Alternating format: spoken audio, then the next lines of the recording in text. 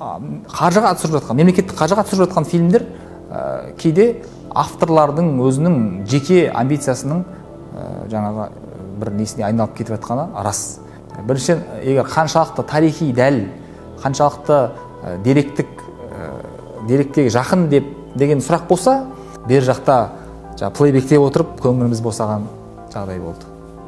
Біреуді жек көру, біреуге қарсылық көрсету деген тұрғыда түсінбесек екен, ол оянғаннан бізге пайда жоқ. Білмеймін, өйтіп кесіп айтудан қорқам. Өзінің ерекшелігімен ұлт, тілімен, дәстүрімен, өзінің дінімен, өзінің болмысымен. Енді ол жойылған кезде ары қарай ондайға дайын емес екен. Біздің арнаны қолдап, бізге тіркеліп, подписаться батырмасымен қоңыраушаны басып қойыңыздар. Біз сіздер үшін тырысамыз.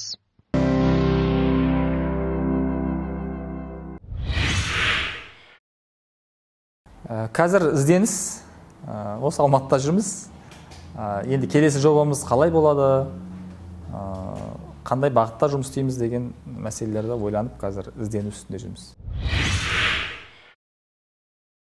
Енді соңғы рет кішкене жақсы әсер қалдырған ол мына Назар аудар тобының командасының жасаған дүниелері. Маған Назар аудар болды, оның алдында одан кейінгі мына Үй алам деген фильм. Мен енді көбірек ұнаған осы комедия жанрындағы Донор, сосын Күшік құда деген фильмдер болды.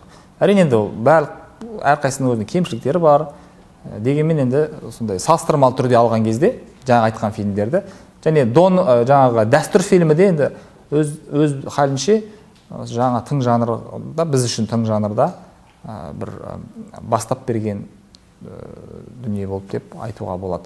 Ал енді өзім қазақ киноларының ішінен соңғы өзім тұшынып, ұнатып қарағаным ол Фархат Шарипов деген режиссердің «Тренинг личностного роста» деген фильмі. Ол авторлық артхаустық фильм, сол маған ұнады.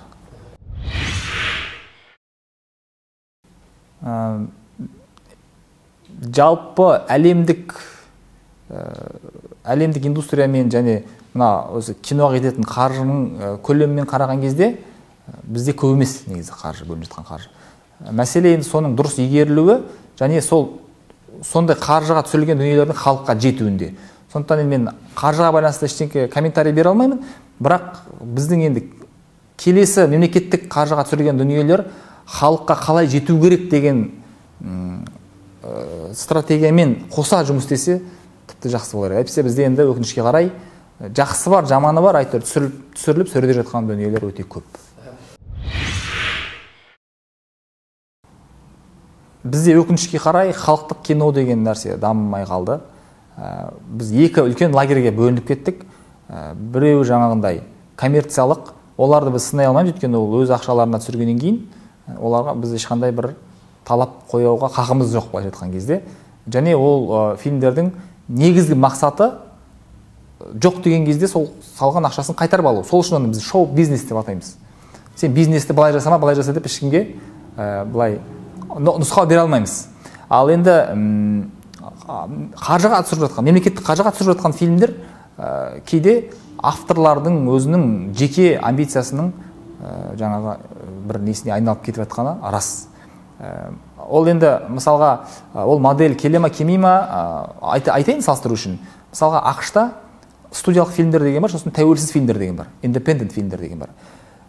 Сол студиялық үлкен қаржыға түсірілетін фильмдер керісінше көрерменге бағытталады да, ал сен өзіңнің ішкі дүниеңді көрсеткің келетін нәрсеңе өзің ақша табасың. Бізге деген мүмкін сондай нәрсеге көшу керек шығар. Сен көрерменді ойламаймын, мен тек қана өзімнің шығармашылық қуатымды көрсеткім келеді десеңіз, онда өзіңіз қаржы тауып түсіріңіз деген позицияға өту керек шығар деп ойлаймын.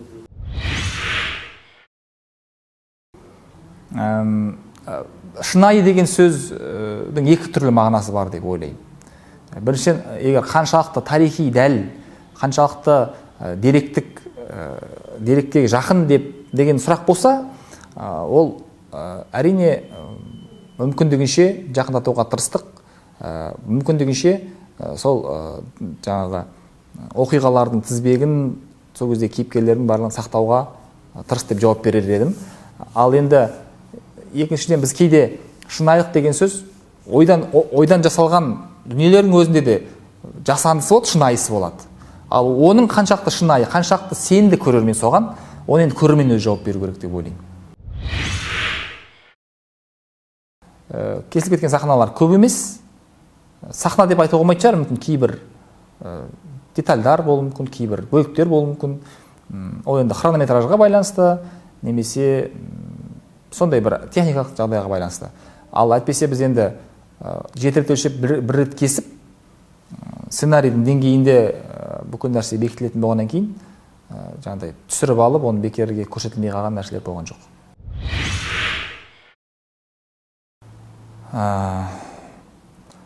Енді көбінесе біз Міржақ Гүлнар апамыздың «Шындық шырағы» деген кітабын негізге алдық. Сол жерде жаңағы Гүлнардың 14 жасында әкесін соңғы рет шығарып салған оқиғалары көңіл тоқтады. Кейін түсірілім кезінің өзінде жаңағы біздің Гүлжан Әспетова апамыз ойнады ғой енді кімнің рөлін. Сол кезде мен 60 жыл бойы халық жауының қыз деген атты арқалап жүру оңай емес деген кезде сол бер жақта плейбектеп отырып көңіліміз босаған жағдай болды. Енді ол қазақ бір фильммен оянып кету мүмкін болса, егер онда ол бір өте бір утопиялық, өте бір керемет жағдай болар еді. Бұл енді бір түрткі болса, соның оянуына онда өте қуаныштымыз. Бірақ енді қазақ оянып кетті немесе басқа үлкен бір нәрселерге жол ашты деп баға бере алмаймын. Енді ояуы бар, ұйықтап жүргені бар, сондықтан енді бір ауыз сөзбен бүкіл адамға топырақ шашуға немесе бүкіл адамға бір керемет баға беруге мүмкін емес шығар деп ойлаймын. Бұл жердегі ояну деген сөзді менің бір ғана нем бар, уайымым деп айтуға бола ма екен? Ояну деген сөзді міндетті түрде бір бүлік жасау, біреуді жек көру, біреуге қарсылық көрсету деген тұрғыда түсінбесек екен. Ол оянғаннан бізге пайда жоқ. Бізге қазір рухани, интеллектуалдық, кәсіби тұрғыда ояну керек. Жеке даму тұрғысынан ояну керек. Сол кезде біз пафосқа салынбаймыз. Мен ояумын ба деген сөз, мен дамып жатырмын ба деген сұраққа біз жауап бере алсақ, кешегі күнім мен бүгін күнім артық па дегенсе, онда мен ояумын. Ал енді бір күнімнен аумайтын болса, деградацияға кетіп жатсам, бірақ сыртымнан айғайлап жатсам, ұлтым, елім, жерім деп, оның үйтіп ояу болғанынан мен ешқандай пайда жоқ деп ойлаймын.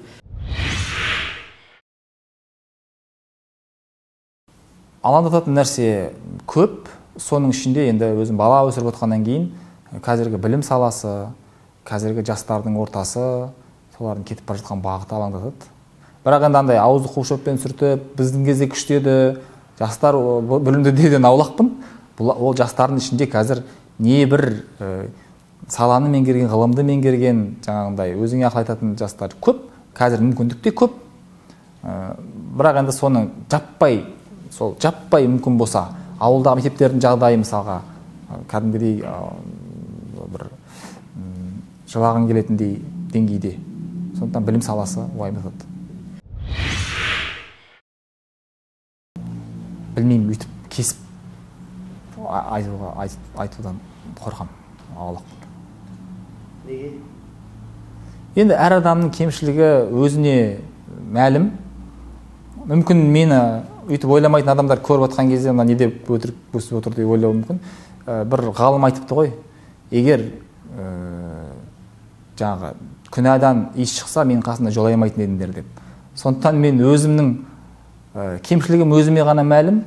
Оны енді Алла басқалардан жасырып қойса, оны мен жарияламаймын дегенмен де енді адал болуға тырысамыз. Ар деген не енді? Ар алдында деген сөздің енді ол жалпы ең үлкен нәрсесі қиянат деп ойлаймын. Біреуге қиянат жасамау. Қолымнан келгенше біреуге пайдам тимесе де, зияным тимесе екен деп ойлаймын. Енді соған барынша әрекет етіп жүрмін деп есептеймін.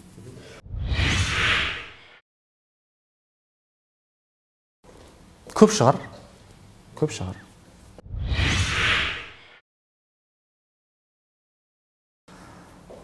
Қазіргі қоғам ала-құла.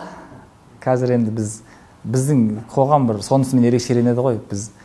Біз кейбіріміз советтік бір системаның сол ойлау жүйесімен жүрміз. Кейбіреуіміз тәуелсіз кезең ұрпағымыз дейміз. Кейбіреуіміз батыстық құндылықтарды жақсы көреміз. Кейбіреуіміз жаңағы қайтадан ата-бабамыздың бір дәстүріне қайтқымыз келеді. Біреуіміз діншілміз, біреуіміз дінсізбіз, біреуіміз орысша сөйлейміз, біреуіміз орысша білмейміз, біреуіміз ағылшынша керек деп жүрміз. Сондай ала-құла қоғам. Сондықтан ондай қоғамның бір тұтасуы да енді оңай емес. Дегенмен де соның арасынан бір тұтасу, бір жеңнен қол шығару, бір жағадан бас шығару өте керек деп есептеймін.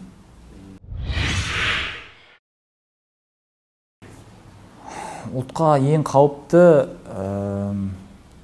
өзін жоғалту шығар деп ойлаймын. Ұлт ретінде. Жалпы адамның өзінің, мысалы, адам несімен адам, ол өзінің жеке тұлғалығымен адам ғой. Бәріміз бірдей болатын болсақ, онда ана кімнің Гегельдің сөзі бар ғой. Егер елдің бәрі бірдей ойласа, онда ешкім ештеңе ойламаған деген сияқты. Ұлт ол өзінің ерекшелігімен ұлт. Тілімен, дәстүрімен, өзінің дінімен, өзінің болмысымен. Енді ол жойылған кезде ары қарай оның ұлт болуынан бір мағына қалмайтын шығар. Сондықтан ондай біздің идентикамыздың бұзылуы деп ойлаймын, қауіптісі. Біз жүйелік жағынан арттамыз. Бір нәрсені жүйелі жасау жағынан арттамыз. Біздің ерекшелігіміз бізде барлық нәрсе жеке адамдарға байланысты. Қандай да бір мекемеге бір жақсы басшы келсе, ол жұмыс жүріп кетеді. Кейін ол басшы кетіп қалса, ол ақсап қалады. Шетелде біз дамыған деп атқанда, институттар жақсы жұмыс істейді да, бұл жерде сартылдаған әркім өзінің жұмысын жақсы білгеннен кейін, әркім өзінің жұмысы жолға қойылғаннан кейін, ол жұмысын істеп тұра береді. Сондықтан бізде жаңағындай, ал ондай әр нәрсені гүлдендіретін адам қайда? Ондай біздің сапамыз болса, ана жерде мынау бар дүрілдетіп, мына жерде мынау кеп дүрілдетіп жатса, ол қанеке, ондай арман ғой. Сондықтан ол жаңағы бізде азаматтар жетіспейді да. Бір адамды мына жаққа қояды, ары тартады, мына жаққа қояды, бері тартады. Ол адам соған сәйкес болса жақсы, орта жолдан айнып кетіп, жаңағыдай сенімге не салып, жартысын қалтаға басып деген сияқты болса, онда енді біздің қазіргі көп саламыздың артқа шегіншектеп тұрғаны содан. Енді салыстыра айтсақ көп, бірақ осы жүйелік, систематичность жағынан біз арттамыз.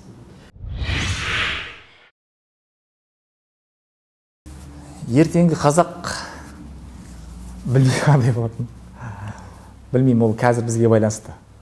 Қазір бір кейбір нәрселерді сақтап қала алсақ, біз ойлағандай жақсы қазақ болады. Сақтап қала алмасақ, біз қай бағытқа кетіп бара жатқанымыз. Біз енді әлемнің бір бөлшегіміз ғой, сондықтан әлем қайда барады, біз де сонда барамыз. Өкінішке қарай ма, қуанышқа қарай ма. Сондықтан енді бір тек қана жақсылыққа үміт етеміз.